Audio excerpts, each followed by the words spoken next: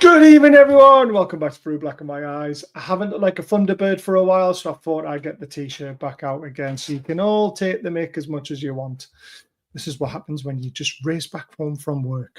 Got a bit of a fun show tonight. This is, obviously, a lot of people know, went for a bit of a strange interview. Had to sit in a group and answer some questions, agree or disagree.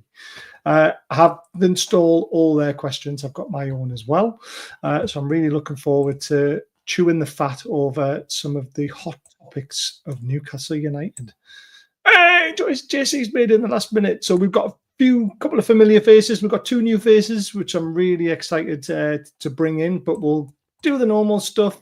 Evening all, welcome to the channel, Fans Forum. Please like, share, subscribe to help the channel grow. It is free. Join from just 99p or donate in the bottom right-hand corner using the super chat. All profits go to charity, and they're going to Roger Thames's charity, this one. Newcastle Football, or Football Newcastle, whatever it's called. Please adhere to standard community guidelines, keep comments respectful, and enjoy the show. Gary's in the house. Great to see you, Gary, and Leslie, and Gary. And Roger!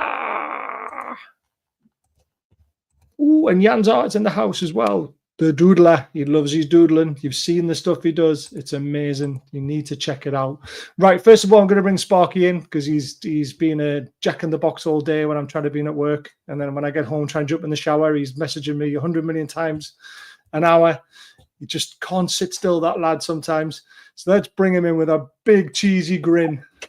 Hello, Fast. First of all, I just want to say absolutely buzzing to be on the show tonight. This is like the first time for me, so I'm really looking forward to seeing what this is all about. I've got me agree, disagree ready. I'm absolutely buzzing to be part of the show moving forward. I just absolutely love the vibe, love the content, and yeah, ready to go, mate. Ready to go. Geordieland Experience. Even when we look, yes, Geordieland Experience. It's all about tourism, hospitality, and we're uniting the North East. And I thought, since it's my first appearance, I will be wearing my lucky tune top tonight. It's won his award. It's won the cup down at Wembley, and it's going to win this show tonight, mate. Love it, love it. Right, we've got another JT. How are we doing? All right, how are you? I'm very good. If it wasn't for JT, I would not have been at the Man United game. I know, biggest regret of the season for me. You're wearing a Man City shirt. Is that what it's Man? It's my Thunderbirds top. It looks like the new Man City shirt that came out today. Oh, definitely not. I can promise you that will never happen. We've got a JC and a JT. JC. No. Evening all, how are we all doing? Look, I've ditched the shirt and tie because on Monday you give me some right shite for it. So I've got rid of it. You can't call me Harry Potter anymore. So there you go. Who needs? Tell you what. Who needs to have Macums? Who needs to have Macums when you got Baz calling you Harry Potter left, right, and centre? I love it. How's Joey doing? Yeah, I'm doing all right. Hi everyone.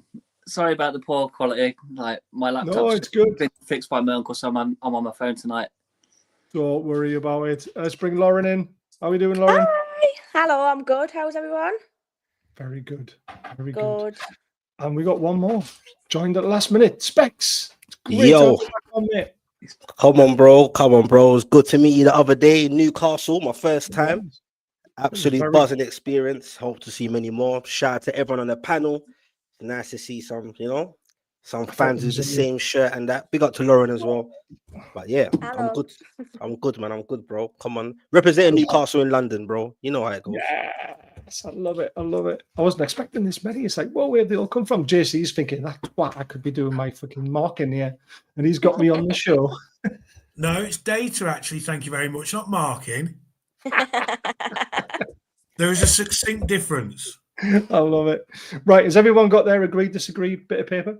Yeah, I've got it on a screen. Like you'll be able to see it. I've got especially. That's fine by me. Specs, you know all about this because you were at the interview thing as well. Yeah. So basically, I'm going to ask you basically a statement, a sort of a statement, and then you would put up your agree or disagree, and then it starts off the conversation, and it starts off, a bit of banter. All I ask is everyone be respectful of everyone's opinions, because not everyone's opinion is going to be the same, which is great. That's what we want. But if they are all the same, then hey, then we're all thinking the same. There's nothing wrong with that as well. I'm going to start you off with a really easy one, and it's a really, really easy one, I think. Even though I'll just disagree with everybody on this panel straight away with this one, because I did in the interview as well, because we talked just briefly about this. A lot of people say Alan Shearer's greatest goal was against Everton, the volley. Do you agree or disagree?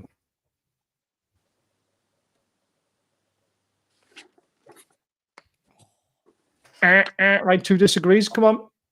Agree. Lauren, what's yours? I say agree. You cannot really see mine. It's really small. That's but I say agree. tiny. I cannot write big. Agree. What have we got on the? We've got a disagree. I'm actually quite surprised. We've got a few disagrees then. Right. Let's start with. Oh no, you got to agree now, have you, Sparky? Right, Sparky, why do you agree to it? Start us off. Oh wait, there. 2 seconds, pal. 2 seconds. 2 seconds, mate. 2 seconds.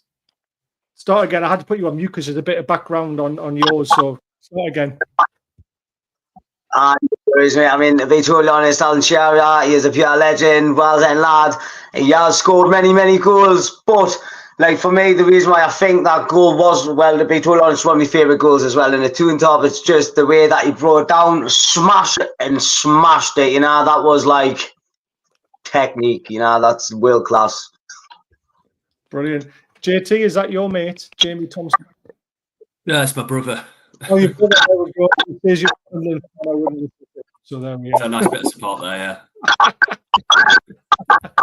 Fantastic. Right, Sparky, I'm just going to put you on mute and off mute when you need to talk, because it's a bit of background going on. JT, your thoughts? What was yours? Agree or disagree? It was agree, but plenty to pick out from. It's probably that the Chelsea one rings to mind, and obviously his last goal as well. His last goal is the one I remember most. Yes. So yeah, I'd probably say it's between the Chelsea one and the Everton one. Ooh, I like it. JC, you disagree? Yeah, I did. Don't get me wrong. Technically, I mean, I'd love to have scored a banger like that at any point in a career, or even even a fluke like that. I'd have loved to have scored. For me, it was the 201st against Portsmouth. It was typical Alan Shearer. It was, those goals, his, and I'll go into other, Rooney's and that sort of goal. They spring to mind massively. But for me, that was just pure Shearer there, running on, slotting it away, being busy. A little bit and he got a little bit physical. Somebody tried to, and he just nudged him off. It was pure Shearer, and then the wheel away, the hand up, 201, better, top goal scorer ever. Happy days. Everyone's a winner there, I reckon. Well, I was there, and the hairs on my arms were standing up for 15 minutes. Exactly. Did on that though? Did the hairs go on stand up against Everton? I wasn't there. but you've seen the goal. Would do you reckon? Probably not. No, because. Obviously, that was a special goal, wasn't it? Yeah. But the thing I would say, I'll give you a bonus point if you tell me who set him up. Wasn't it a flick on from Abiobi? It was. Well done. Shola Amiobi, a little back kick into his path. Remember, what a player Shola Amiobi was as well. Tell you. Lauren says I'll be back on the app as it isn't working properly. Okay, fair enough. Joey, will you agree or disagree? I put up agree. It's one of the rare few. I mean, I've watched all of Shearer's goals on YouTube, and for me, that was one of the memorable ones because it was an absolute banger. But my last memory of his goals was I went to his testimonial. Yes. Which is very emotional, especially because I'm autistic as well. Like everything for me is heightened even further. So it was a really good experience to watch him come on for the penalty and score that as well. But I think the Everton one, I mean, I couldn't even hit one that good, to be honest with you. I've hit some good shots in my time as well. When I used to play on just like on a Thursday, just casually, but I don't think I could hit one as nice as that. I don't think I've ever hit a volley sweeter than that from that distance. I've hit a strike from 35 yards in the top corner once. That was off the deck though. Yeah, but I was pretty impressed. I was only 17. I was allowed to get excited by it. What did you make up then? No, honestly, I tell you, mate, best goal I've ever scored in my life. Never happened again.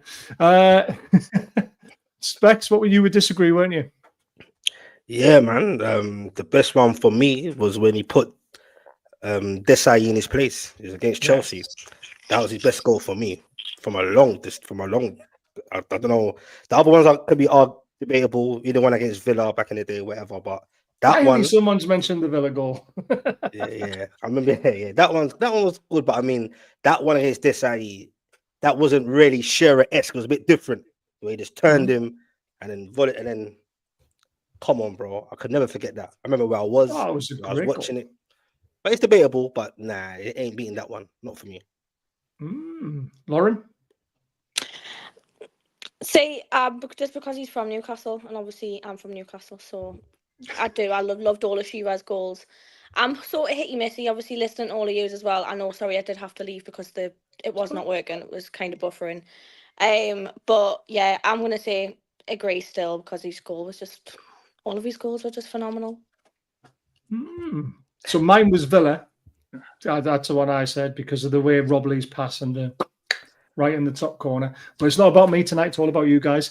Now, when I spoke to Roger Thames, just dropping some names in there, he obviously did a video with Alan Shearer on all his goals. And when they spoke off air, they spoke about what he thought his best goal was. Obviously, he always says on the cameras, it's got to be the volley against Everton. But behind the scenes, he agrees with Specs.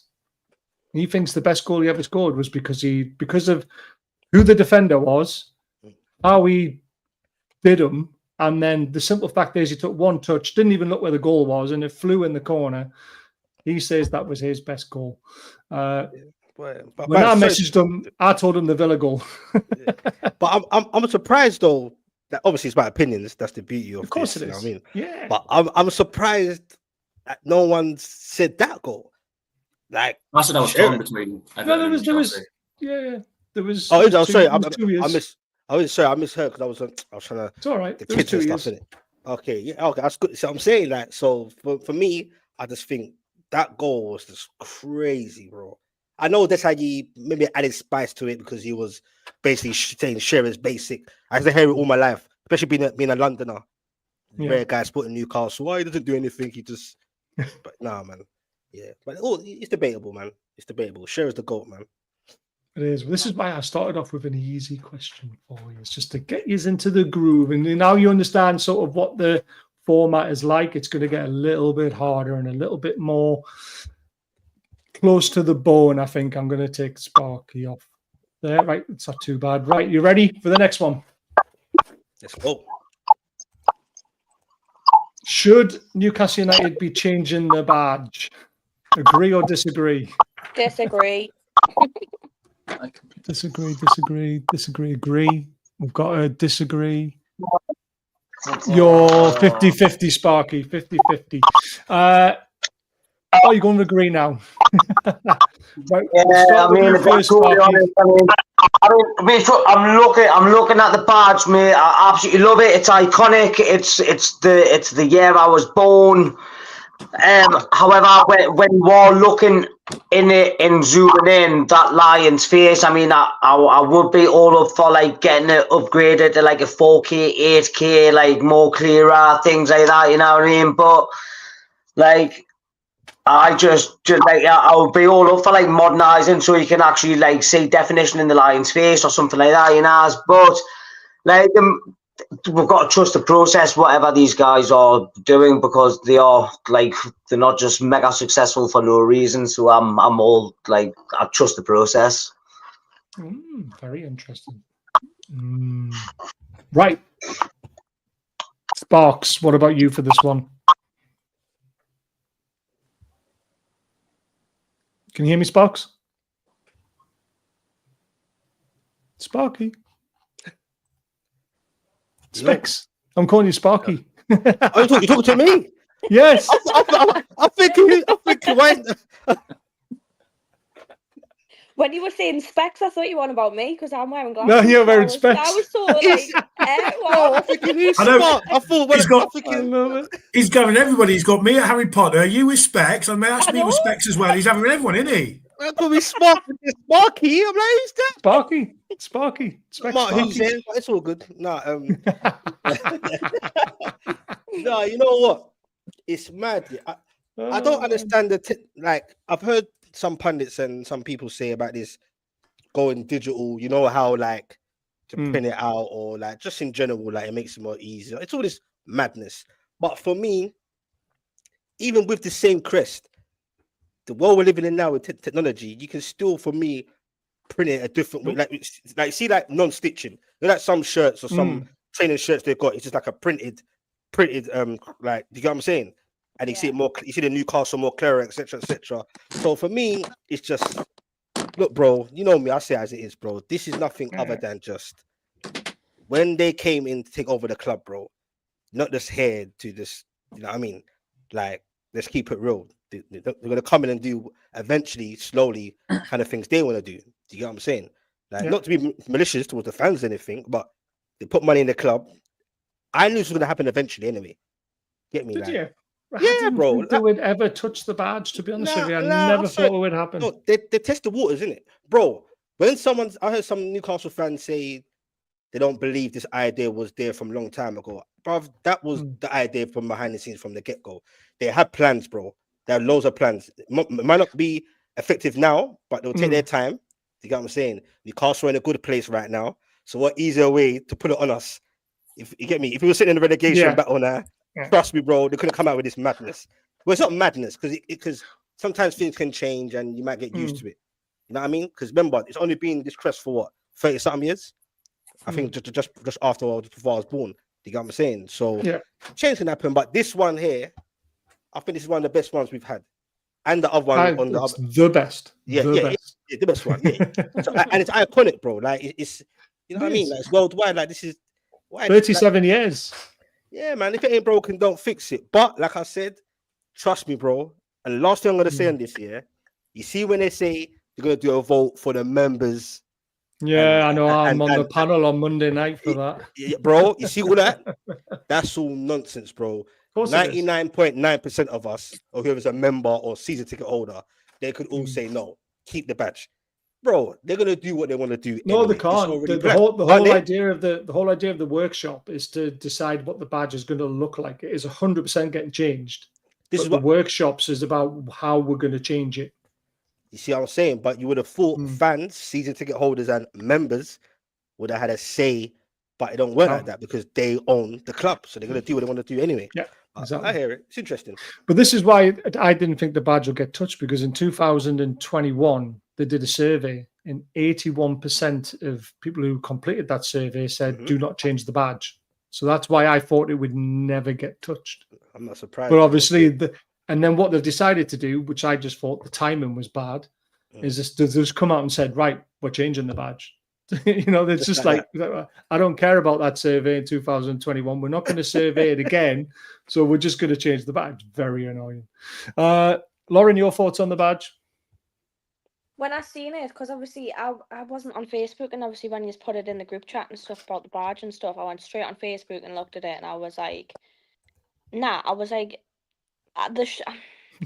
don't know, they shouldn't change the badge, because at the end of the day, it's an iconic badge. Like, we've won a trophy with that badge. Yeah. And it's just, I just don't think they change the badge. But I do agree that obviously they're gonna change it regardless of what we think. They're gonna change it because they've come in and done the takeover. Do you know what I mean? So, but I don't think they should change it, because at the end of the day, it's an iconic badge and it's all over the bloody world. So, I think they should just stick with it. But good point. But Ian's got a valid point in the chat. You've changed the crest 4 times in his lifetime. It's just another one. So I see where he's coming from. I see where the older generation come from, because they've seen this happen. The issue is, Ian, I'm 43, and the only badge I've known for 30 odd years that I've supported the club and known Newcastle United is this one badge. So it means like a little bit more to me. It means a little bit more to the younger generation who have only seen one badge. So this is why my lifetime. Yeah, So exactly. So this is why these discussions and questions are good to ask different variety of fans and what they think of it. JC?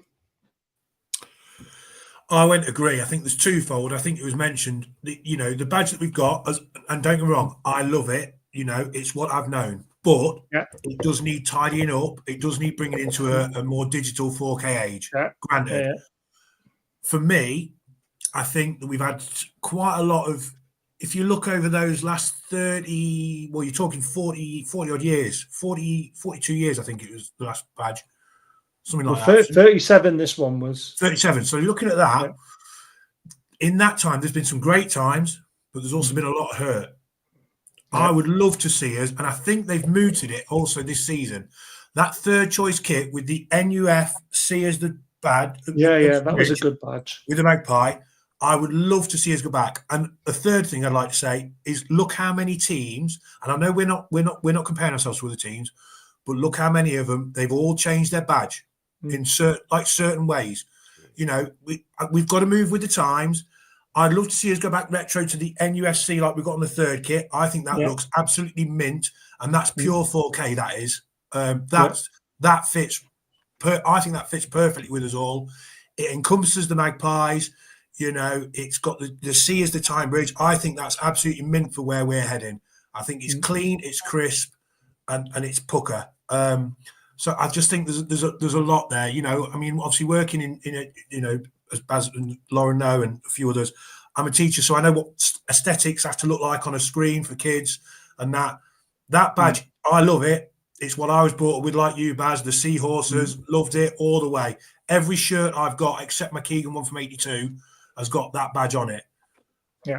I just think there's a lot of hurt there. Let's move on. We're in a new era now. Let's bring ourselves up. All right. It's a bit of a retro, but let's go forward, maybe with a look back there, and let's go from there. But I think it's been said in the chat. I think Ian said it. If that's all we're talking about, it's a badge. It doesn't matter. I'm still going to pay me 70, 80 quid for a shirt. I don't care almost. Do you know what I mean? But I would like to see us. I don't mind if they do. I wouldn't like to see the seahorses go, but I don't mind if we do, if that makes sense. Yeah. And I agree with Leslie, and I said this, I just think the timing was wrong. Just wait till the end of the season. It's not changing until not next season, but the season after. So why announce it with 3 games to go and right before the Chelsea game, when it just kind of, I don't think they were maybe expecting this kind of uproar maybe from a certain section of the fans. I don't know. But I just think wait till the end of the season. And then it would have given us something to whinge about with the no football on. JT? Yeah, definitely should have waited till the end of the season. I was already panicking about the Chelsea game, then I was panicking about what a new badge would look like, whether it was going to be like a Leeds United one or the Juventus going from a nice badge to a J. This is the best badge in football, period. It's biased, but my biggest concern probably is going into what other clubs have tried to do, is trying to do a lot more of a basic circular badge. Villa got it wrong and went back to their other badge. Whereas Liverpool, for instance, they've kind of made their badge on the shirt a bit more minimalistic, but they still keep their same badge for certain elements. So I'm skeptical about it. I wouldn't want to lose this badge completely in terms of what we do as a club, however we market ourselves. But I do agree with moving in the times. I think our last 2 badges prior to this are fantastic. And the third shirt this season is a really good example of that. But I think tweaking this and trying to remove things and change things, seeing concepts around on social media, I think that's where I'm a little bit skeptical with it. Interesting. Joey? I'm finding it very, very difficult. You don't like change though, do you? No, like being autistic as well. I hate change more than most, I would say, because everything's heightened my autism and stuff. So like first we find out that we could be leaving St James's Park, we might not be. That's still up in the air. That's been really stressing me out.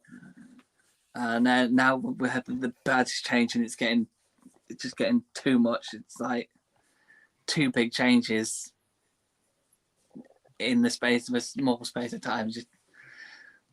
I'm not coping. I think it's a terrible idea. Like it's been mentioned. It's the only badge I've really known.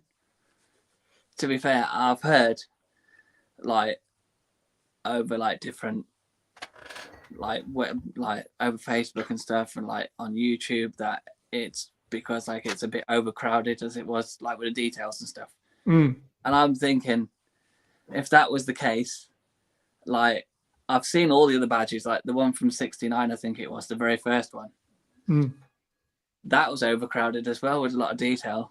Like, I mean, if that was really the case, that it was because it was got a lot of detail, why not say before it was changed from their NUFC Circle one? Or well, there wasn't really a digital age back then, though, was there? That would be the difference. You know, we're in a complete different era now, where you know we're talking being on emails, we're talking about being on websites, we're talking about being everywhere. That's the reason why. They're saying it's very hard. I mean, they have done a very sneaky thing. I don't know if you guys have seen the email they sent out, but they put a very broken badge on the bottom of it to kind of hint at this is what it looks like if we just try and copy it. Then they've got to pay whatever it is to tidy it up. So it really is interesting because, like I said, there are people of an older generation who've seen more badge changes. It changed something like every 4 or 5 years, I think. So we're stuck with this one for 37 years, and they obviously feel this is the time to do it. What's happening here? I like it. Let's see what happens. But yeah, I mean, I've seen a mock-up or a clean-up of our current badge, which looks brilliant. They just took the lines off the seahorses. They made the castle a bit smaller, you know, and it looked really good in 4K. So, you know, is there a choice for that actually happening? But there's a lot of people thinking, are they going to go down the Juventus route? Now, Superfan Dan told me all about the Juventus badge, and I was shocked because I didn't understand it. But he said the Juventus badge, from the maker's eye, how he made it and how he designed it, it looks like a person taking a free kick. Okay. And I was like, what? He was like, yeah, it's obviously the J is his foot flicking backwards, ready to shoot, and then his arms out. So he's like, he's in it, he's trying to, and I'm like, that's what they were thinking when they just made that very simple thing. So yeah, it's like a player taking a free kick. I was like, oh, never really looked at it like that. It's very clever what they do, and obviously you have to be in that world to know all that sort of stuff. I hate change too, but I guess there's a difference between updating and changing. That's very true. It's like I say, I mean, hopefully we can have our say in these little fan forums that are happening. I'm going to be in the one on Monday, so if anyone wants me to ask anything, I'll be happy to do that. Okay. But yeah, the one thing I want to know, I don't know if you guys agree with me or not, is I want to know the actual cost implications and how much money it's going to save and what it's going to do for PSR and all that sort of stuff. So if it's going to save them enough money to go out and buy a better player, then hey, go for it. You know, is it because Adidas are just saying, well, this badge is too awkward to keep replicating on shirts and we don't want to do it anymore, so you need to change it because we're your sponsors and we want to make the shirts cheaper? Then I'll be like, not happy about that because you're getting told what to do. So the reasoning's got to be good for me. And they've got to be honest with us. If they're honest and they give us the exact reason, then we can move on from it in my eyes, rather than just, you know, saying, oh, we're changing it. Does that make sense? Yeah, and I hear you. It's definitely a money saving thing. I know that's probably behind it as well. But I'm just saying, as fans, all our arts is just don't be too willing to give in so easy. The ones that are for it, because before you bloody know it, bro, they're gonna have the same reason and say we're gonna change the name of Newcastle United to Newcastle Tigers or some madness to keep the name short. And you get what I'm saying, bro, and change the kit from just no stripes. And I'm not saying be careful in it. That's what I'm saying. But they should know what they're doing. It's a business as well. At the end of the day, they've got their ideas, so we'll see what happens in it. I disagree. 100%. I think a rebrand. I don't think it does save money. I think you think of the amount of stuff that's got the badge on. Yeah. You know, and we're talking everything at the stadium. I mean, Lauren will know more, you know, the things that's at the stadium already that's going to have to be the things that are at scrapped, the sold stadium. cheaply, rebranded. Mhm. You know, I don't, you know, I've seen a couple on there rebranding. I mean, I've been through a couple of schools that's had just a logo change like Newcastle. The rebranding costs an absolute fortune. So Right. I'm not sure it's a money saving thing at all. You know, I mean, I was up there for a stadium tour a couple of years ago, and the amount of places where you wouldn't expect to see a badge, and there is, they're all going to have to be replaced. They're going to have new wax There's going to have made. to be a lot of replacement. Like when I'm walking around the stadium at work, even when I walk to my bar, like it's everywhere. Like literally everywhere you go, it's got the Newcastle crest Do on. you have? Like, literally, it's gonna. Is it on your uniform, Lauren? Do you have it on a It is. uniform? It's on my uniform, and it's on my name badge and everything. So you're going to have all them So redone. That's a good point you made, though. Maybe they're thinking long term, innit?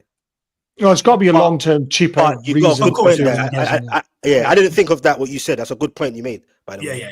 I didn't think that before, but I think in their eyes, probably long term, innit? Yeah, you know definitely. It's especially on the it's shirts. Let's just say, for example, it costs £5 to make that badge on a shirt, but they change the design and it only costs 50p to make. Over a long-term amount of shirts that you sell, you're going to be making a hell of a lot more money, aren't you? So this is what we just want. We just want some transparency. We just want to know why it's happening, and then we can all get on board with it, rather than just saying we're changing the badge. Do you know what I mean? And not giving them a reason why. Yeah, it's like being blindsided, isn't it? I think it was the initial message, how it came out, and the time it came out. It kind of everyone was a little bit, what's happening in here, and I think if they left it till the end of the season, an important game with Chelsea. Exactly. Yeah, I think that was the main thing for everybody. That's what I put on Twitter, and I got hammered for it. No, I totally agree with that. It was just like, honestly, the amount of stick I got for it was incredible. Right, move on to the next question. That was a good debate, that one. I like it. Good. Very, very good opinions. This is going to be even better, this one, because this one splits a lot of the fan base at the moment. I know Yin's opinion on it, especially, who's not on the show tonight. Hope he's well. Is Maxi underappreciated for what he did at Newcastle? Now, obviously, I've got my opinion on Maxi when he left, and then I went through some of his important goals and went back through a lot of these, the games that he played in, and looked at it a little bit more detail, and I kind of feel he's a little bit underappreciated. So do you guys agree or disagree with this? Yeah, totally agree. Agree, disagree? Ooh. Disagree. Ooh, Joey? I've got no idea for this one, to be honest. That's all right. I don't know either way. Interesting. Where should we start? Let's start with Sparky, and let's see what you think. Me, Specs, yeah, sure. Nice. So, I mean, to be totally honest, yes, St. Maximum, he was a very important player during a really tough time at the club. However, what I think he was like, his goal for game ratio was absolutely terrible. He was very selfish on the ball. Like, for me, we looked a better team without him in the squad when he was getting them injuries and things like that. But in my personal opinion, yes, he had that flair and magic. Like, if he was more of a bit of a team player and he's stuck in, I mean, look what he's doing now. He's not doing nothing now. You know what I mean? So, like, for me, I don't miss him at all. Interesting. I think it's different times now, though, isn't it? Like we can't have a team of Sam Maximans now. Yeah. I think he was underappreciated in the sense that it wasn't Eddie Howe who was writing the tactics for those games. So I think when it came down to Saint Maximin in that team being one of the only sort of biggest bright sparks in quality under Bruce's regime. I know we've got players now like Joelinton who are completely different, even Longstaff the past couple of years, etc. But I think he was just told to go out and be a showboat. And in the worst of times during COVID, when we had the odd game where he did have good moments, some of those moments I held on to for a week or two until the next game, because it's so easy to forget. Like, it's 3 years ago we were mathematically safe under Howe. Before that it was Dross, and the dark times St. Maximin for me made him just that little bit better. That's where I kind of think he's underappreciated, and then a lot of people just think of the time when he was with Howe rather than when he was with Bruce and what he did to keep us up. And obviously I forgot about a lot of his important goals, which kept us in the league, to be fair, under that fake use of an excuse of a manager, I guess is the way to describe him. Lauren, did you see much of Maxi? I did, yes. He was one of my favourite players. I used to love St. Maximus. I used to love him a bit. Like I thought he was quite a good player. He was quite fast for a little person as well. I always find the little ones are the fastest. Yeah, he reminded us of the player that were lost, unfortunately, over what was his name again? The player that was sadly lost. Oh, Atsu. Atsu, yes, he was my favourite player. Right. And then when obviously sadly we lost Atsu, I thought St. Maximum gives us a bit Atsu vibes because of obviously he was quite quick. But I loved St. Maximum and I thought he was good. But I do kind of agree on some parts he was frustrating. Not that good. Yeah. He was frustrating, I think. Yes, he was frustrating. But yeah, I still liked him. Yep, cool. Specs. Yeah, man. No, I disagree to what you presented to say. Right, okay. That he's underappreciated, bro. I think our fans gave him his flowers, bro. We gave him his flowers enough, bro. I think he was appreciated. You get me? Times moved on now. Do you think he's still appreciated now, though? Is more the question. I think when you look back on his time. From what I see, because I was like, obviously not everyone's online, but from what I've seen since he's left, you know what I mean? Say Maxi still comments on Newcastle's posts sometimes and stuff, the official page, and I see loads of fans showing love. Do you get what I'm saying? I show him love too. I'm still following him. Do you get what I'm saying? Like, trust me, he was my favorite player at that dark times, especially under Bruce. Sometimes we can easily forget stuff. You get what I'm saying? But I appreciate him. Even in our Champions League qualifying season, he got us an important point against away at Wolves. Let's not forget that. So there was some moments he said he had a little bit part, but more during the Bruce stages. Trust me, he had moments where he helped us really. You know what I'm saying? Stay up, scoring some individual goals. Because let's be fair, we were absolutely drossed. You get what I'm saying? And I think St. Maxi, I think Bruce just gave him the freedom to either turn up late or to say, I'm coming in half training today, got to take the kids to school. You try that shit with Hal, but Hal was like, nah, brother, that don't work here. You know what I'm saying? But Maxi was like, you get what I'm saying? He's just one of them, mine's a bit like Ben Arthur. You get what I'm saying? Yes, yeah. Like, I would say Maxi's application was more there, but it might have been Arthur a bit. You get what I'm saying? Because there's time Ben Arthur used to turn up for training. Don't know if you heard about this. And just say, I just don't feel like training today. Do you get what I'm saying? So he was allowed to just do kind of what he wants, express himself. That game against Palace a couple of seasons back at home at St. James's. Remember that little meme when he was doing that little silly little dance thing when he was taking the piss? I don't know if you remember that meme when he's doing some dance. Yeah, when he was doing all those step orders. You ain't gonna see that now under Howe. You get what I'm saying? So I think he was just a guy to have a free role and just do what you can, because there was no cohesion at Newcastle. There wasn't. No plan. There was no training, was there? So I heard from the grapevine. That's why Richie and how Richie and Bruce, whatever tear up they had, and blah blah blah. But no, I think personally, I can't speak for all the fans, but what I've seen, I feel like the fans gave him his flowers, appreciated him, and now they're cracking on. Do you get what I'm saying? Yeah, totally agree. Joey. Yeah, I'm still not sure about it, to be fair. I mean, like it's been mentioned, he could be very temperamental and selfish on the ball, but then he did come up with moments of quality. And he was one of my favourite players in the Bruce era. And in my opinion, I think he was our best player out of the whole team by far. But I'm still not 100% sure, if I'm totally honest. I mean, it's a bit of a 50-50 thing, isn't it? Yeah. I can see the points for everyone else why they agree and disagree, but for me, I'm on the fence. I can't really say much more than that, to be honest. Yeah, that's what we're here for. JC? Well, I think I've kind of not misinterpreted. I've interpreted the question wrong. The question was, is he underappreciated? And I said disagree. I think he's been appreciated at the level that he was, and I think Ian's put it in the chat. I think it's come through.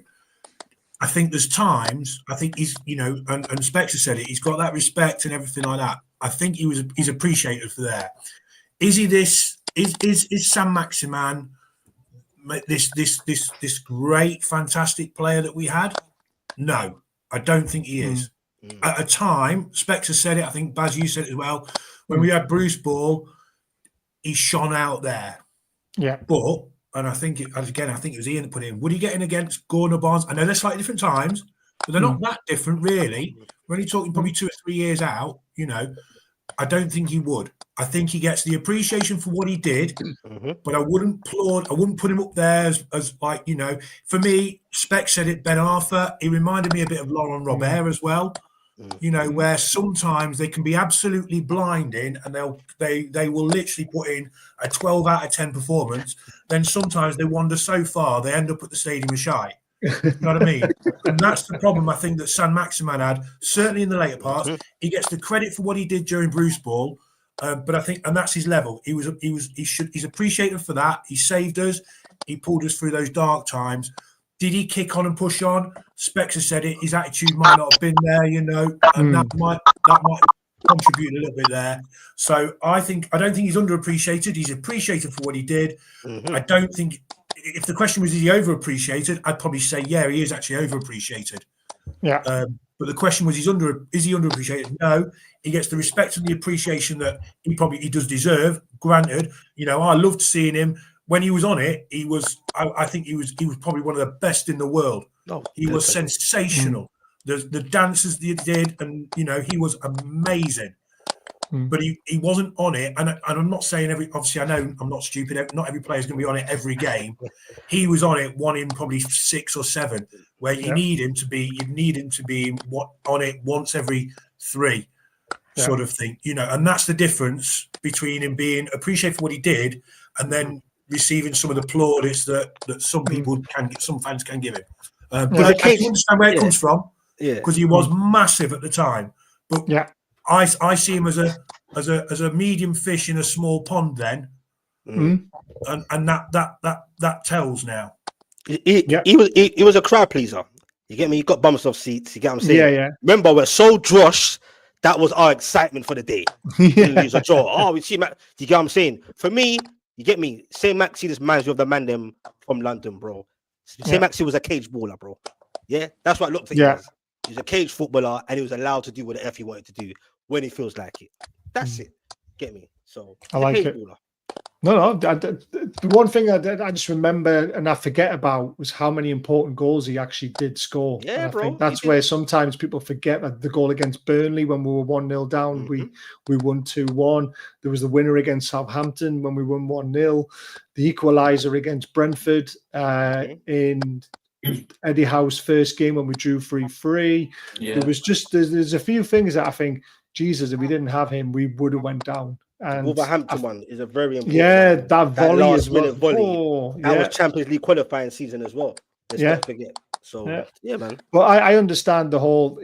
We needed to sell him. I just think some people are right over the top with Maxi, and some people are right down the below. It's hard to find people in the middle who appreciate what he did and understand why we had to sell him. It's very hard to find that level sometimes with people's understanding. So there we go. Sorry for stealing your thunder a bit, Ian, but definitely agree with you. There we go. There was a great one on here. This from Jonathan Marino said about ASM using a quote about an elevator. I don't know if he was a poet. A fit footballer doesn't need an elevator. When he's always later overweight, then he needs an elevator. Which is kind of right about Maxi in a way sometimes. Right, quickly just fly these out. Don't forget we've got great sponsors on this channel. We've got Diacro, code BAZ 20% off on all their stuff. Absolute amazing stuff. We've also got a $40 gift card from them to give away at some point every month to all our members. So if you want to be a member, it's 99p, and then you get put into a monthly prize draw. And we also do try and give out big prizes when we can. At the moment, I don't really have any, but I might have some in the future. You never know. And don't forget about Jan Zard, who was in the chat. He's absolutely fantastic. Drop him a message. Links are in the description for him if you want to have your own character and all that sort of stuff. There's some amazing stuff on here. I mean, the Dan Burn one's just a peach. that's to all the Eddie Howe haters. Just wanted to put that up there. Save the date, 3rd of August. We are doing our charity match again. Can't wait for that. And thank you to Henderson's Taxis of Stanley for sponsoring the day. But also, don't forget about the amazing, he's gone. He's disappeared again. He's having massive problems, Mark. But the Geordieland Experience, he is, we're in a partnership now as well with him. Basically, anyone from outside of Newcastle, if you want to go on tours and stuff like that, the Geordieland Experience is the app you want to download, and all the links are in the description for that as well. He is having a massive mare, to be fair. I can't see him now. Right, we'll go on to the next question. We might not get through them all, but I did put out a few. Do you agree or disagree with this statement? Newcastle will sign the players needed in the summer window.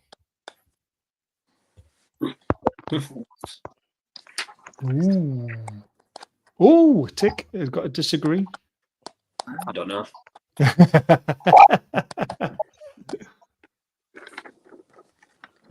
I'm in the middle. Agree. You're in the middle. Agree. Yeah. Agree or disagree? Sparky, agree or disagree? He has put agree. Right, Sparky, start us off. Sorry guys, first of all, sorry for dropping out there. I'm having some technical issues back here, so I do sincerely apologise, mate. I mean, to be totally honest, the future's bright, the future's black and white, you know what I mean? So we've won the cup. We've done all that selling of the PSR, and we've done all that by all the books that got published and the statement that got published. So we're going to be looking in to be totally honest, I'm a believer that we're going to get that second place. We're going to smash Arsenal on the weekend, and we're going to finish in second to get that extra bit of kitty, and 100% think that we're going to definitely get that backup striker. We're going to get that right winger. We're going to get that right central midfielder, maybe like central defender. Maybe another backup defender with, like, obviously as good as they are aging players like Dan Burn, Fabian Shaw, Kieran Trippier. They're in the 33s or 34s now, you know what I mean? So to get some fresh legs in there with a big, massive Champions League season that we've got upcoming, I think Eddie and the boys are going to do the business along with Paul Mitchell in that transfer window. I like it. We haven't bought in 3 windows. We have shown we are prepared to wait. That is so very true. But I think Eddie Howe has come out and said it's going to be a big summer, so it's going to be very interesting what happens. Let's go with JC next. I've said this. I don't think we are. I still think the PSR is. I know that our books are looking clean, and we, I still think we're just not gonna. I think everybody's expecting 5, 6, maybe 7 players. I don't see it. And I agree with JC on that one. I don't think we're going to recruit as positively as we should do. And I think, yes, somebody's just said we've waited three windows for it. I just can't see it. When you talk about what some of the transfer suggestions that's around, a keeper, a central defender, a striker, a right midfield, possibly some kind of a sort of not multi-footed, that sounds like somebody's got more than 2 feet, but either sided wing back. I just don't think we're going to be able to do that with the money that people are going to command. We are going to command now a Newcastle tax, because we're hopefully, fingers crossed, all being well, we're going to be in that Champions League. That means that whatever anybody is worth today is going to be worth 10 mil plus extra, because it's Newcastle knocking on the door. And I think that's the case. And I don't think we're going to recruit I don't think we're going to recruit the caliber of players. I'm going to put one out there, Baz. It's coming. Right wing. I still think we're going to get in there for Bukayo Saka. But we're not going to. But we're not. We're going to end up buying somebody not that kind of caliber. I've heard Delap. I wouldn't touch Delap with a barge pole. Wow. Man United apparently. I wouldn't touch him with a barge pole. Trafford on a swap with Pope. I'd have that. Yeah. but I wouldn't touch Delap. I think he's come in one season. Don't get me wrong, he scored great goal, done that. I think is it a one season wonder? A lot of people come into the Premiership, they can be one season wonders. If he does the same, I granted it, I know it'll be in the Championship next season, but if he goes on to somebody like a West Ham or a Wolves, then fine. But I just don't think we're going to recruit as high as those world class players that we need now. We're probably going to get decent players, but not that next level that we need to push us on, because we flopped in the Champions League a couple of seasons ago. We got Paris, was a great win. We didn't have the caliber of players. Our bench, we said it on Monday, is non-existent. Me and you guys have got more chance of being on that bench and doing better sometime. I don't know about that. We need to strengthen the bench, and we need to strengthen a couple of places on there. That's 6-7 players, and I just don't think we're going to do it. I don't think we need that many. I really don't. I'll say one thing about it. I do agree that maybe Delap might not be the right one. But the only reason why I wouldn't sign Delap is Delap wants to play first team football constantly every week, and he's not going to get that. I think Delap will be a wonderful striker because he was a Man City prodigy. They obviously sold him because he wasn't going to get game time because they had Haaland and all that sort of stuff. And what he's done for Ipswich was fantastic. So I think if he goes to a Man United or someone like that, I will be jealous a little bit because he will score goals. It's going to be interesting who we sign, though, and I don't know who it's going to be yet. Lauren, who do you think? Do you know what? I agree with JC, and I agree with what Sparky was saying before as well. That my opinion is this is what I think is going to happen. I think Shaw, after his contract, he's not gonna play for anymore.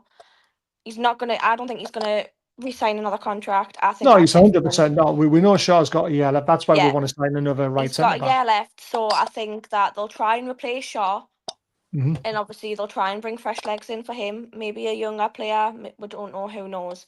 But I think yes, I agree with JC. Really, after what he was saying, I don't think we're gonna sign at least 6-7 people. But as long as we get some fresh legs, I think we'll be fine.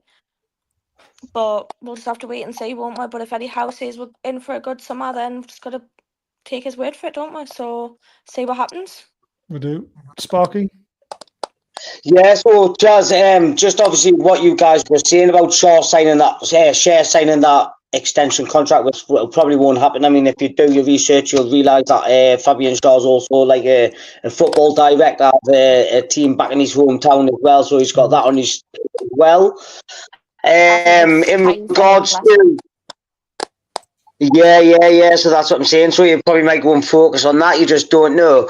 But obviously, in regards to the signings, what we're talking about. So if you pull up the database and you pull up the stats with the Premier League that we've got looking at the minute since January, and that is to include with Botman being out, Wilson being out, and blah blah blah blah.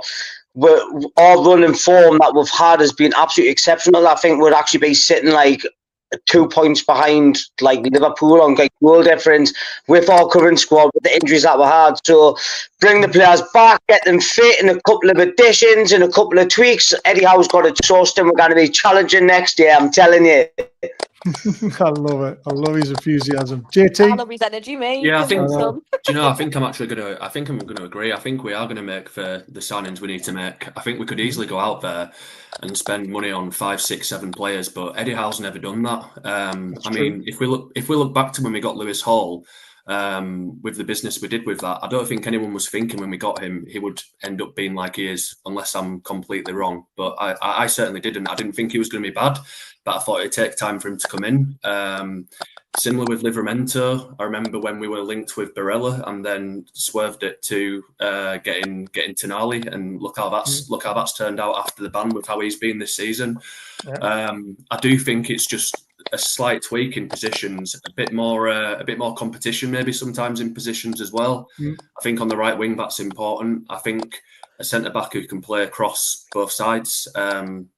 Obviously we've heard the name Mark Gahey a lot, but I don't think he'll go for superstars. You look at players who have been quite heavily linked in the past, like Anthony Elanga, different players like that. It's players who will fit his system as opposed to going out there and joining everybody and going for Dean Huijsen, who would be the dream, or maybe an Mbeumo or a Delap. But I don't think Howe's going to sort of chase his tail after what the other teams are doing. I think him and Paul Mitchell will already have the mind up on 5 players in each of these positions. So I think it'll be quite calculated. And if it's 2 or 3, I trust it, because we're not going to be going for the title charge next year. It's about staying in Europe and staying in the top 4 again. Another top 4 challenge next season, isn't it?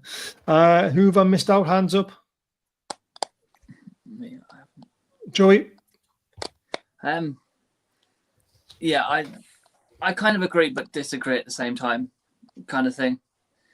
I mean, I disagree in the sense of, if we spend the whole window chasing Gueye again, then that's just a waste of time. We're not going to get anyone in. I don't think that's going to happen. I mean, just on the Gear situation, he's got 1 year left on his contract now. His price tag has gone down from 60 to 40 million. I think he either signs a new contract at Palace and he'll do it early if they win the FA Cup. If they don't win the FA Cup, I think he'll leave. I think it'll be as simple as that. I personally wouldn't want Eddie Howe and the rest of them to take the chance of messing about with them again, because they've messed about once already. I think Howson would be a better choice. If I'm totally honest. He's off to Real Madrid. We're barking up the wrong tree with him, I'm afraid. We should have bought him when Bournemouth were after him. We scouted him enough. We should have signed him for 18 million, and we couldn't afford to. So I'm afraid we missed the boat on him. He's gone. He's Real Madrid bound. That's unfortunate. Well, I agree at the same time, because I think what we should, in my honest opinion, I think really we should be targeting the striker and the right winger first, if I'm totally honest, and then go third for a defender. Because let's just face it, we have only just got Murphy on the right, so we definitely need a new right winger. So I'd say go and Mbeumo pretty much straight away, and then we definitely need a backup striker. In my opinion, they're the 2 we need first, because Wilson past it. He just won't play Asula. Is Asula the right winger? That's where he's come on the last 3 games, isn't it? That's where he's been subbed on. He hasn't been subbed on as a striker. So, and that's he's done pretty well, mind. He's done really well, to be fair. He's got the pace. He's got strength. I think his confidence is starting to slowly creep up. You can see his confidence is slowly getting there. I don't know about that one, Blade. So he just come out. He's going to Real Madrid. We'll see. Because Houston will cost a lot of money. Interesting. Have I missed anyone? I don't think I have I? Did I miss anyone? Me, bro. Fire away, pal. No, with the signings and that, I don't think 2 or 3 signings is enough. No way. Nah, bro. Not to challenge for top 4 again. Nah, we need more, bro. We've gone 3 transfer windows with players going and not coming in. This is not sustainable, bro. And then for me, because that's the big thing I'm fearing. Because for me, if let's say we sign 2 or 3 players, I just think the whole point of this season was just pointless. Then fighting for top 4, fighting for top 5, getting the Champions League, bro. Do you get what I'm saying? What's the point then? Do you get what I'm saying? You need the stability of that money coming in, though. So if you challenge the top 4 again next year, you can then improve the squad again, and then you can go for a title challenge. Remember, it's a 5-year project. Remember? Okay, it's a 5-year project here. What if what you're saying does not work then? And then we go way backwards then. Then like, it's a tricky one. So I'm not against all 4 what you're saying. I'm just saying, for me, 3, that's not enough, bro.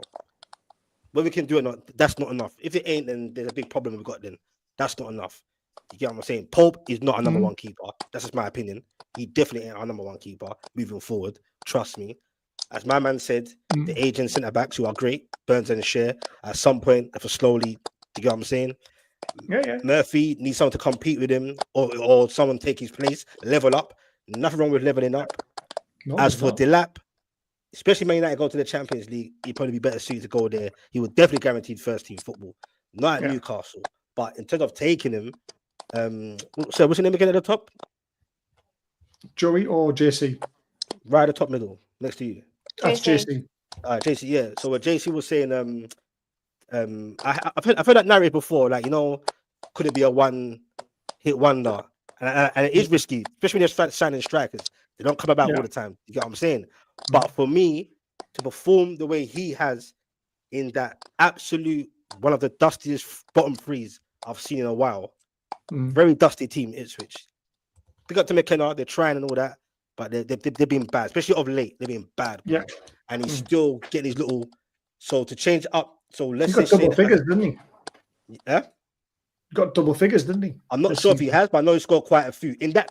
And to score in those kind of teams is that we have struggling to score in that team. Trust me, bro. I know it's all about the way you're set up and suited and that. I just think the lap would be another option. But like JC said, would he be happy to sit on a bit or a bit part player or squad rotation for a long season with Champions League? And where we're going, I don't see why he would completely dismiss that thought. But it's a debatable one. Especially for the price as well. Isn't he only 30 million? I don't know if that's for everyone or just Man City, but there's a lot of confusion around these release clauses. Is he capable of stepping up? That's the key as well. I think like pressure wise, you mean like in terms of like Ipswich to Newcastle, the levels, you mean? Yeah.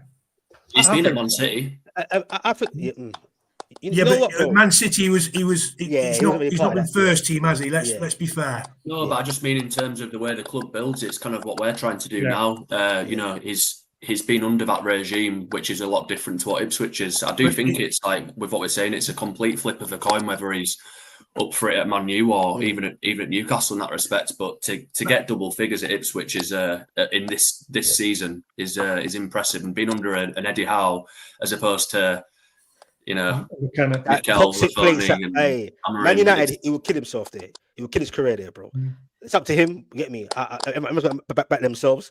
I think going to Newcastle, bro. Not saying we're going to go for him. I like him, innit? Even before he started doing these so-called double figures, I just thought there's something about him and a different option. Bit of a bully boy. You get what I'm saying? And he can find the goal.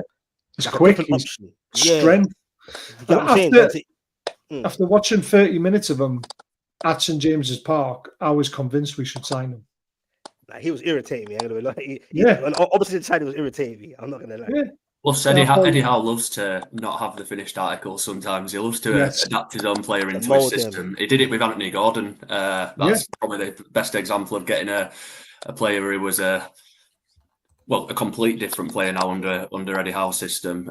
Is getting there a little bit with Barnes. He did it with Longstaff when Longstaff was in the team a lot more consistently. So I don't know, but I do think with the 30 million, if we're only subject to maybe free signings, it's a risk. But is it worth it? 30 million, I think it may be. I'm more for than I am against it, but I do think he'll go to Man United to start. Do you not rate him, JC? Do you rate him though? Just in general, do you rate him? JT or JC? Oh, sir, JC. So you got JC top middle, and you got JC. Sorry. What, Delap? Yeah, in general, like, do you rate him anyway? Like, I rate Delap. He's done brilliantly at Ipswich. I'm not denying that at all. Absolutely fantastic. 10 goals, double figures, relegated side. You don't see that very often. My question is, can he make? And it's a big step. You're not going from Ipswich to a. I don't like to put any teams in that middle bracket, but an Everton or a West Ham, you're pretty much going from bottom to near the top. That is a big jump up in terms of what is expected of you from the club, from the players around you.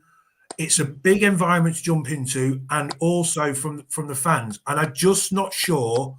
I mean, because what is he, 20, 21, 22? He's still quite young. I think he's got another step in him. If he can do that again, then I think when he's hitting the old-fashioned, I mean, I used to think players were in their prime at 26 sort of area. 26, 27, 28. If he's there, then that's when I think it's a big jump to go from. Do you understand what I mean? And that's my only concern is he's going to cost us. He costs us 30. I don't know what 40 million. Well, 30 million is meant to be the release clause. Well, I think isn't that the Man City buyback price? Well, this is where the confusion. But anyway, whatever it costs us, that's a big lot of money for someone who could, and I'd hope not, not quite make it for us. And But look at another Tino, flop. look at Lewis Hall. They were all Yeah. 30 million roughly, and look at what they're doing but now under what Eddie Howe did. But Lewis Hall had been playing at Chelsea in quite not regular, but more regular in that environment. Yeah, I get that. But what you got to remember is that I can hear the debate. the lad was in that environment at Man City. He jumped out of the hot pool to Ipswich because he wanted to play regularly, done brilliant, and now he wants to jump back in that pool again. Same with Livramento as well. Yeah, Tino did the same thing, Man City to Southampton, and now he's at Newcastle. So he's had the big, I think he's had the big experience. He knows what it's all about. He just jumped out of it for a short period to build his portfolio, and then give himself experience. And now he's thinking it's time to jump back in that hot pool again, jump back up into a top 6 team.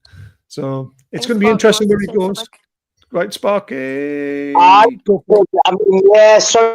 guys. I was having some technical issues again there. Just obviously on the subject there, obviously the whole lap situation. I mean, yes, he does look tasty. He's got potential. He hasn't even hit his prime yet and things.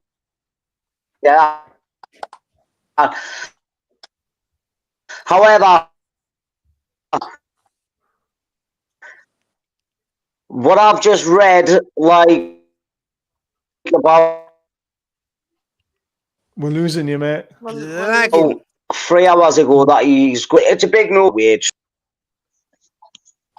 Right. So big wage problems. Hello? Yeah, your connection's rotten, mate. Yeah. It's lagging still. Sorry. It's fine, man. It's just one of those things. Right. We've got one more topic. I feel sorry for Sparky. It's brilliant. It's his first time ever doing something like this. Right, last topic, because then it's bedtime. But I've enjoyed it. It's been great listening to everyone's opinions. Now I haven't been on in a while. I'm actually enjoying it. Well, we're going to go a little bit lighthearted. Lauren, you can probably still join in with this one, but it was before your time. But you'll know the player very, very well. And I think this is a good question, this one. Is Rob Lee still the pound-for-pound best signing we ever made? Agree or disagree?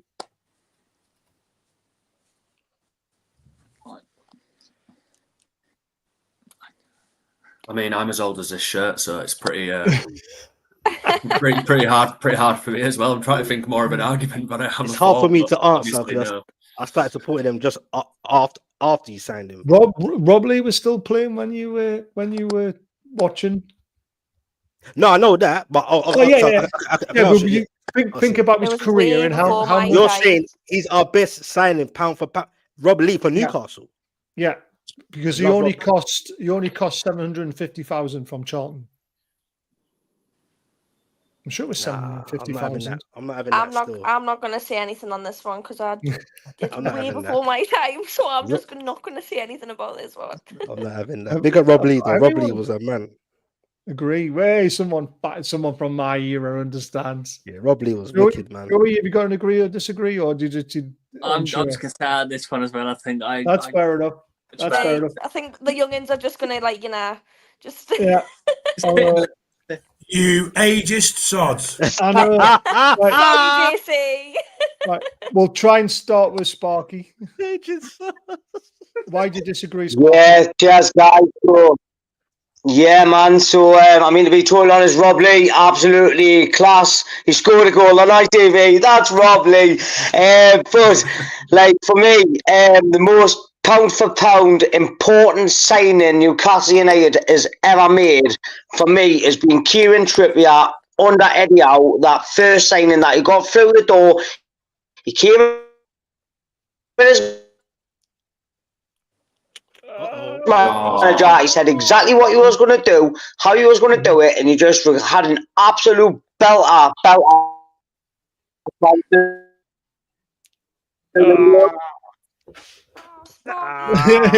We caught most of it, mate, but you kept cutting in and out.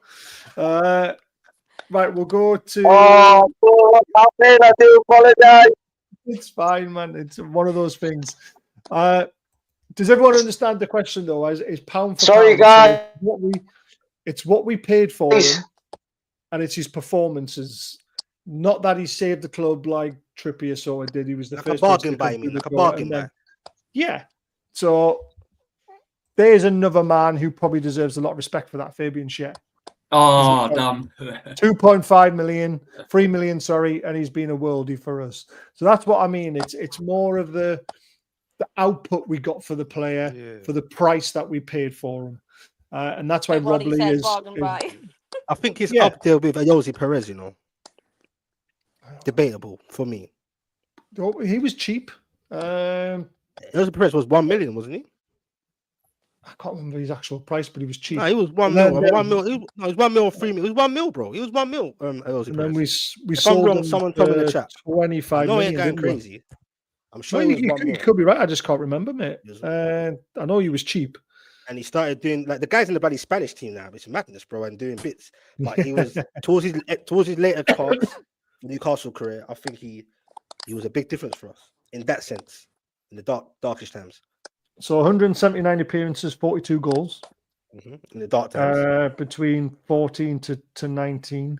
He signed for Newcastle for 3 million euros. 3 mil. 3 million euros, though. So that's 1.75. Yes, I'm saying, yeah, man. I knew 1 point something. We're going for cheap, bro. Yeah, he was. He was cheap. Very cheap. I don't know. Now the question's a bit different. It's debatable. Rob Lee, yeah, he was. Trust me. If you younger ones could remember, trust me, Robert Lee. I wish I could. I can only sort of take with the Rob Lee thing on behalf of what my late dad told me about him. It was like it was Rob Lee and Shearer, which completely respect his opinion. He's the one who got me to be a Newcastle supporter from Yorkshire. But okay, I'd say Fabian Schär purely based on the fact that he lifted a trophy and some of the moments I've seen with his goals. Again, he's had some real up and down moments, especially some really down moments when he was under the Mike Ashley regime. But I think what he's done the past couple of seasons, past 2-3 seasons, I think he's up there with one of our best centre backs of all time.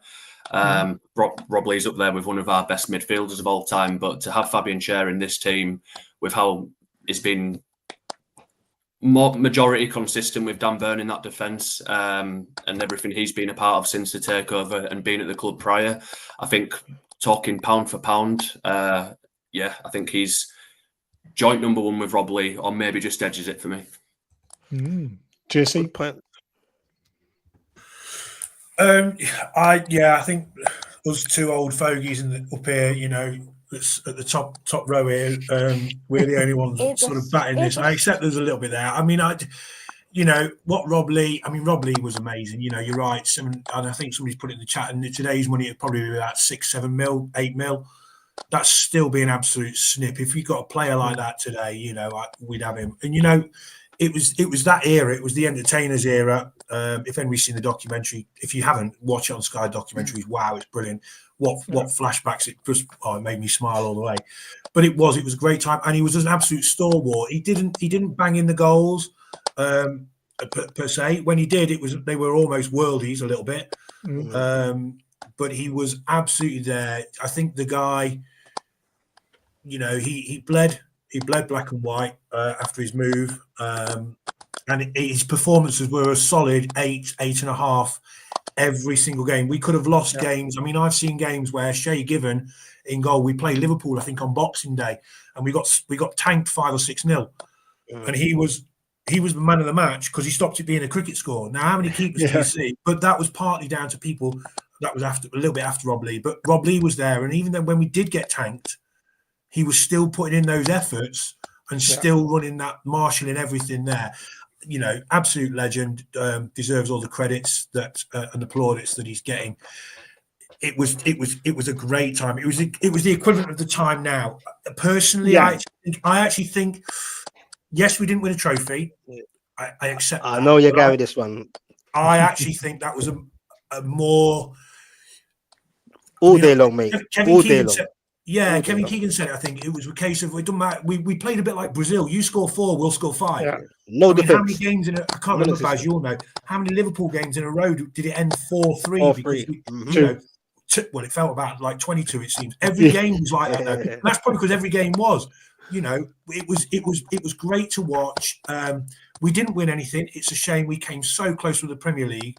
But for me, absolute stalwart, deserves all the plaudits, and he's still working-ish with the club a little bit now. I see him about on different bits, social medias a lot.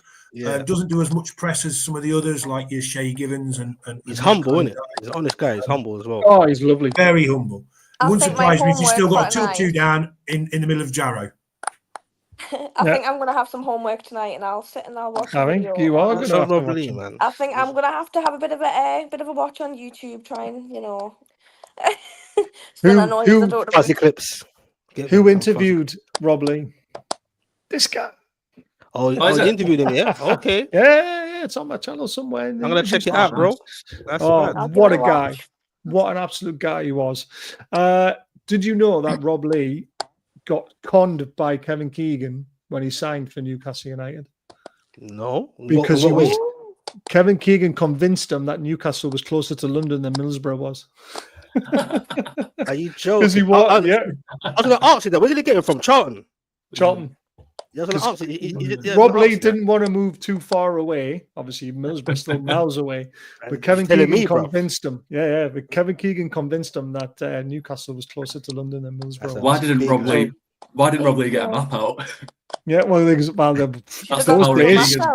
those days there wasn't maps, was there? I was like, there was no phone or anything like that. So now you'll be like on his phone straight away. Google Maps, you can just see straight away. Exactly. Do you know Rob Lee? Wait there. Did you know Rob Lee also scored from inside his own half? He was the first player to do it for Newcastle. But it was offside. YouTube on this. It was offside. How are you offside from that? Well, it wasn't Rob Lee who was offside. It was when the ball got played forward. There was somebody offside. When the ball came back to him, Rob Lee smashed it over the goalkeeper, and he would have scored. He would have been the first player to score from inside his half in the Premier League. Or actually, it was actually in league. It was in the Championship at the time because obviously the Premiership was next one up. And no, I think it was Gavin Peacock or Paul Bracewell was offside when he did it. Oh no. He reminded me of that when I met him. Because everyone talks about David Beckham being the first person to score from inside his own half. That's what I remember. It would have been Rob Lee had it not been for someone standing in an offside position. Right, Lauren, go on with your question to end the night. Yes, quick question. Is anybody going to the game on the 25th? I will be in Newcastle, but I haven't got a ticket. Oh, have you not? No. Oh my not yet. Not just yet. I'm working it, so I will be in 1892 if anyone wants to come say hello. I'm actually is the game on the 24th or the 25th? 25th. Sunday the 25th. Sunday. Yeah. I'm at a concert that day, and it's at Bramall Lane, and the timing is that. I'm extremely worried that obviously I want to be there for the promotion. But I'll be worried if not, because there'll be a few angry people. But it's the last home game of the season, so it is. JC, you're coming up, aren't you? Are you going to try and come up? I'm looking at it. I don't know. It's just play by ear because that's the end of. I think it's the end of half term. No, it's in the middle of it, isn't it? No, it's next weekend, isn't it? Yeah. It's not this weekend coming. It's next weekend. Yeah. Oh shit! I better get looking at that then, Anna. I'll try. You know when you sit there and you think, oh, it's ages away the end of the season. We've got ages yet, and crap. Oh, better get on Sunday, yeah.